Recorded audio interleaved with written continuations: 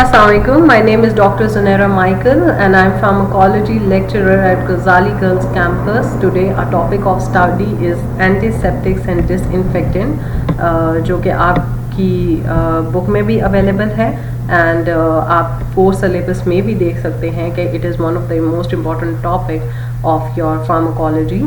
सो आज का जो हमारा टॉपिक है that is antiseptics and disinfectants. First of all हम इसके बारे में पढ़ लेते हैं कि what are the antiseptic and disinfectant. Antiseptic and disinfectants basically वो केमिकल्स और वो एजेंट्स हैं जो आपकी बॉडी में बैक्टीरियल इन्फेक्शन को स्प्रेड होने से रोकते हैं. इसके लिए हम लोग मेथड्स भी यूज़ करते हैं और इसके लिए हम लोग केमिकल्स भी यूज़ करते हैं जो कि आप फर्दर अभी स्टडी करेंगे. एंटीसेप्टिक्स फॉर एग्जांपल डिटॉल, आप उसको यूज़ करते हैं ताकि बैक्टीरियल इन्फेक्शन आपकी बॉडी के अंदर ना चला जाए जब कभी भी आपको चोट लगती है या when you have a small minor injury. और डिसइंफेक्टेंट्स भी इसी तरह होते हैं कि आपको बैक्टीरियल और वायरल इन्फेक्शंस जो हैं आपकी सराउंडिंग्स में जितनी भी चीज़ें हैं उसके थ्रू आप तक ना पहुंच सके या आपकी बॉडी में ना पहुंच सके. So basically the antiseptics and disinfectants have the same function. वो बैक्टीरियल इन्फेक्शन को या वायरल इन्फेक्शन को इन सम केसेस ट्रीट करते हैं, उनको ख़त्म करते हैं ताकि वो आपकी बॉडी के अंदर इनटेक या इनफ्लो ना कर सकें. फर्स्ट ऑफ ऑल जो हम लोग मेथड यूज़ करते हैं दैट इज स्टरलाइजेशन. आप लोगों ने खुद भी पढ़ा होगा. It is the freeing of an article surface और मीडियम बाय रिमूविंग और killing all micro organism including vegetative forms of bacteria, spores, viruses and fungi. You know sterilisation के बारे में. स्टरलाइजेशन हम लोग मेडिकल इंस्ट्रूमेंट्स का करते हैं, हम अपने कपड़ों की स्टरलाइजेशन करते हैं. And in case of Covid तो आपको पता है कि आजकल तो हर चीज़ की ही स्टरलाइजेशन हो रही है. We are using the disinfectants and antiseptics और सैनिटाइजर्स वगैरह यूज़ कर रहे हैं ताकि किसी भी किस्म का बैक्टीरिया, वायरसेस या जो फंजाई हैं या उनके जो स्पोर्स हैं वो हमारे हाथों पे, हमारी रोज़मर्रा की चीज़ों पे जो है सेटल डाउन ना हो जाए. बिकॉज अगर आप स्टरलाइजेशन नहीं करोगे, आप उस जगह को क्लीन नहीं करोगे तो इन टर्न वो वायरसेस और जो बैक्टीरिया है वो आपकी बॉडी के अंदर चले जाएंगे and they will cause serious infections in the long run.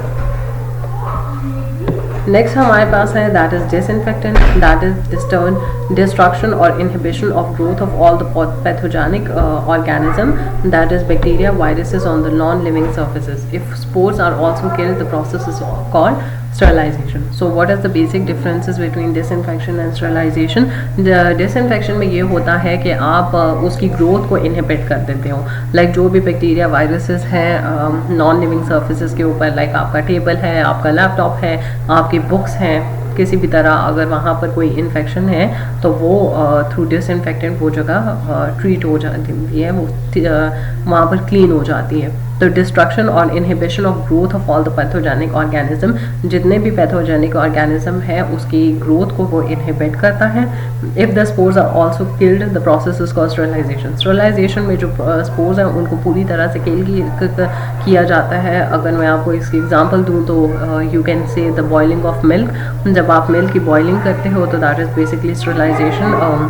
और स्टरलाइजेशन में क्या होता है कि जो स्पोर्स हैं वो बिल्कुल पूरी तरह से किल हो जाते हैं. डिसइंफेक्टेंट का यूज़ जब कभी भी हम करते हैं तो इनहिबिट करते हैं उसको, वायरसेस, बैक्टीरिया और फंजाई को. नेक्स्ट हमारे पास what is antiseptic. These are the chemicals which inhibit the growth और kill micro organism on the living surfaces such as skin और mucus membrane. So that is why मैंने आपको sterilization का भी यहाँ पर एक आउटलुक दिया है और वो इसी वजह से दिया है ताकि आपको क्लियरली पता चले कि what is the difference between antiseptic and sterilization.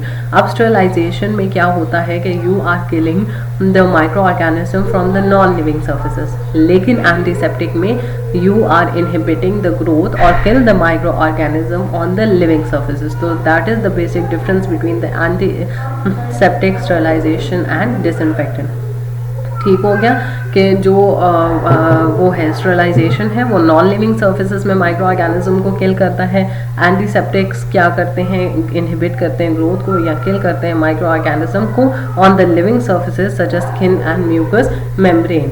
ठीक हो गया. We use mouth washes, mucus membrane की एग्जांपल, और आप डिटॉल यूज़ करते हैं ऑन द स्किन या बायोटीन यूज़ करते हैं ऑन द स्किन, तो that is basically the example of the antiseptic being used on the living surfaces. Next, these are the chemical substances which inhibit all growth or kill microorganism. The slide had been repeated.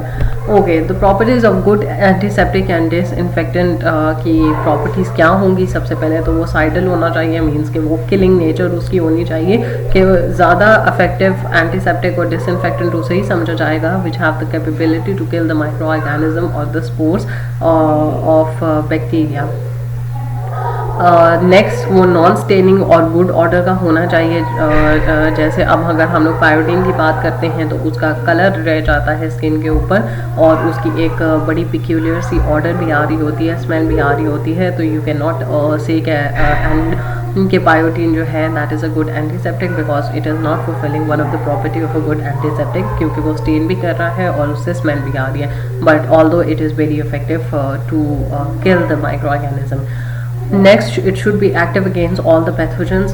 ज़ाहिर बात है, आपको पता है कि bacteria और viruses में हमारे पास बहुत ज़्यादा रेंज आ जाती है, फंजाई में भी बहुत ज़्यादा रेंज आ जाती है. समझ gram positive, gram negative, staining bacteria, non staining bacteria. तो ये सारी चीज़ों के लिए बहुत ज़्यादा ज़रूरी है कि जो भी एंटीसेप्टिक या डिसइंफेक्टेंट आप यूज़ कर रहे हो, it should be active against all the pathogens, चाहे वो बैक्टीरिया है, वायरसेस हैं, फंजाई है या उनके स्पोर्स हैं. तो एंटीसेप्टिक को पूरी तरह से सारी चीज़ों को किल करना या इनहिबिट एटलीस्ट करना आता हो. Active in the presence of पस, ब्लड एंड एक्सुडेट्स, कि अगर हम लोग उसको लिविंग स्किन पे या लिविंग ऑर्गेनिज्म पे यूज़ कर रहे हैं तो तब भी वो अपना उतना ही काम करे जितना वो एक नॉन लिविंग बॉडी पे कर रही हैं. फिफ्थ इज़ रैपिड एक्टिंग, कि जल्दी जल्दी वो काम करना शुरू करें, जो कि आप देख सकते हैं स्पिरिट के केस में, बायोटीन के केस में, वो जल्दी से आपकी बॉडी पे स्टार्ट करना शुरू कर देता है काम. तो it should be rapid acting. Non irritating to tissues and non corrosive, tissues और करोसिव को इरिटेट ना करे, लेकिन अनफॉर्चुनेटली ज़्यादातर जो हम लोग एंटीसेप्टिक और डिसइंफेक्टेंट यूज़ करते हैं they are irritating to the tissues and they are corrosive. It should be non absorbable, कि वो स्किन के अंदर एब्जॉर्ब ना हो, which is very very you know the essential quality you can have in antiseptic, क्योंकि अगर वो absorb होगा स्किन के अंदर तो obviously it will cause problems in the long run. Non sanitising, कि वो किसी भी चीज़ के साथ न्यूट्रलाइज नहीं होना चाहिए.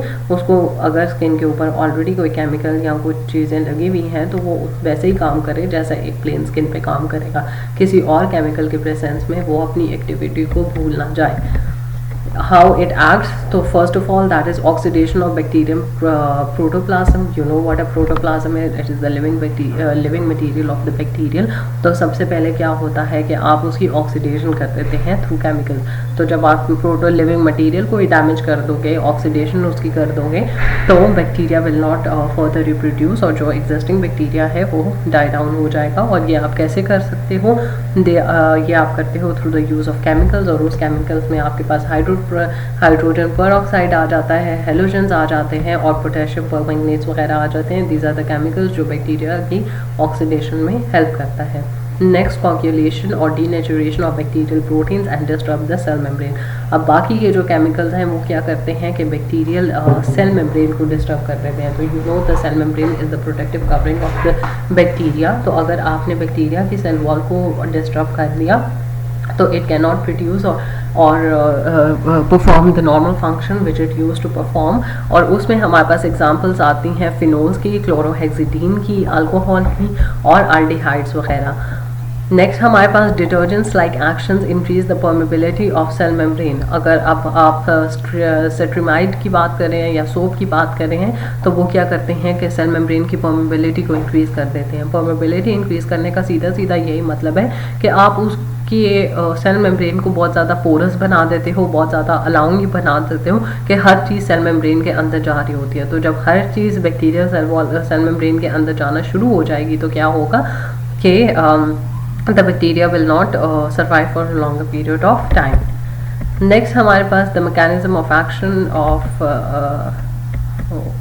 कितनी दफ़ा, okay, एक सेकेंड. अब हमारे पास क्लासिफिकेशन है दैट हाउ द एंटीबैक्टीरियल्स और एंटीसेप्टिक्स और एंटी डिसइंफेक्टेंट्स जो हैं वो किस तरह क्लासीफाई हुए हैं। तो सबसे पहले हमारे पास आ जाते हैं फिनोल डेरिवेटिव्स, जिसमें फिनोल्स हैं, हेक्सा क्लोरोफीन है, क्लोरोहेक्साइनॉल है, जिसको हम डिटॉल के नाम से भी यूज़ करते हैं। सो यू नो कि नॉर्मल लाइफ में आपने इन फिनोल्स को देखा होगा। ऑक्सीडाइजिंग एजेंट में हमारे पास हाइड्रोजन पेरोक्साइड है। You know how oxidising agents act, वो क्या करते हैं कि प्रोटोप्लाज्म को डिस्टर्ब कर देते हैं। नेक्स्ट हमारे पास हेलोजेंस हैं, जिसमें हमारे पास आयोडीन है, क्लोरीन है, क्लोरोफोर्स वगैरह हैं। तो ये सारी चीज़ें हैं जो कि हेल्प आउट करती हैं बैक्टीरिया को सबड्यू करने में। इसके अलावा हाइब्रिक्वानाइड्स हैं जो कि क्लोरोहेक्साडीन की फॉर्म में है। क्वाटरनी अमोनिया है जो कि सेट्रीमाइड की फॉर्म में है, जो कि क्या करते हैं कि सेल मेम्ब्रेन को बहुत ज़्यादा पोरस बना देते हैं। नेक्स्ट हमारे पास अल्कोहल है, जिसमें हमारे पास एथेनॉल आइसोप्रोपेनॉल आता है, जिसमें जो कि नॉर्मल एग्जाम्पल में हम ये जो अल्कोहल स्वॉप्स और जो वो सब कुछ चीज़ें यूज़ करते हैं, they are basically alcohols. Next aldehyde और फॉर्मल अल्डिहाइड एसिड्स में हमारे पास एसिटिक एसिड और बोरिक एसिड आ जाता है। आपने दोनों देखे भी होंगे और आपको पता भी होगा कि they are use as an antiseptic. Metallic salts हैं, जिसमें हमारे पास मर्क्यूरिक कंपाउंड, सल्फर और जिंक सॉल्ट्स आ जाते हैं जो एज एन एंटीसेप्टिक एक्ट करते हैं। नेक्स्ट हमारे पास डाइज में आ जाते हैं जेंटीनियन, वॉयलेट एंड एक्रिफ्लेविन, जो कि ऐसे डाइज हैं जो कि एज एन एंटीबैक्टीरियल और या एंटीसेप्टिक प्रॉपर्टीज़ उनकी हैं। नेक्स्ट हमारे पास इनको हम डिटेल से पढ़ते हैं। That is earliest use reference standard was protoplasmic poison, जो कि इंजर करता था टिश्यूज और सेल को एट हाई कंसनट्रेशन और स्किन को बर्निंग करता था। लाइक इसको नॉर्मल वर्ड्स में प्रोटोप्लाज्मिक पॉइजन का नाम भी दिया जाता है, इस वजह से कि जब कभी भी आप फिनोल का यूज़ करते हैं तो बहुत ज़्यादा सेल्स और टिश्यू को डैमेज करता है और स्किन बर्निंग करता है। मैकेनिज्म ऑफ एक्शन इसका ये है कि ये डीनेचर करता है बैक्टीरियल प्रोटीन्स को। लाइक यू नो कि अगर उसके बैक्टीरिया के सेल वॉल के अंदर प्रोटीन्स डैमेज हो जाएंगे तो सेल वॉल्स सेल मेम्ब्रेन जो है वो बहुत ज़्यादा पोरस हो जाएगी और वो वैसे अच्छी तरह से काम नहीं कर सकती जैसे वो करती है। तो देन जो बैक्टीरिया है उसकी फर्दर प्रोडक्शन नहीं होगी। नेक्स्ट हमारे पास जो यूजेस हैं that is to disinfect urine, faeces, pus, burns, extremely irritated and corrosive. जब कभी भी आप किसी ऐसी चीज़ से डिसइंफेक्टेंट होते हैं जैसे यूरिन है, फीसेस है, पस है, बर्न्स वगैरह हैं, तो उस केसेस में हम लोग ये फिनोल्स यूज़ करते हैं because they are very rapid to act, बहुत ज़्यादा एक्सट्रीमली इरिटेटिव और करोसिव है, जिसकी वजह से क्या होता है कि आपको रैपिडली एक्टिंग जो है रैपिडली एक्टिंग केमिकल्स हैं, जिसकी वजह से आपको बड़ा एक रैपिड इफेक्ट शो होता है। So this is part 1 of antiseptic which are discussing. For the lecture will be discussed in part 2। Thank you so much for your time.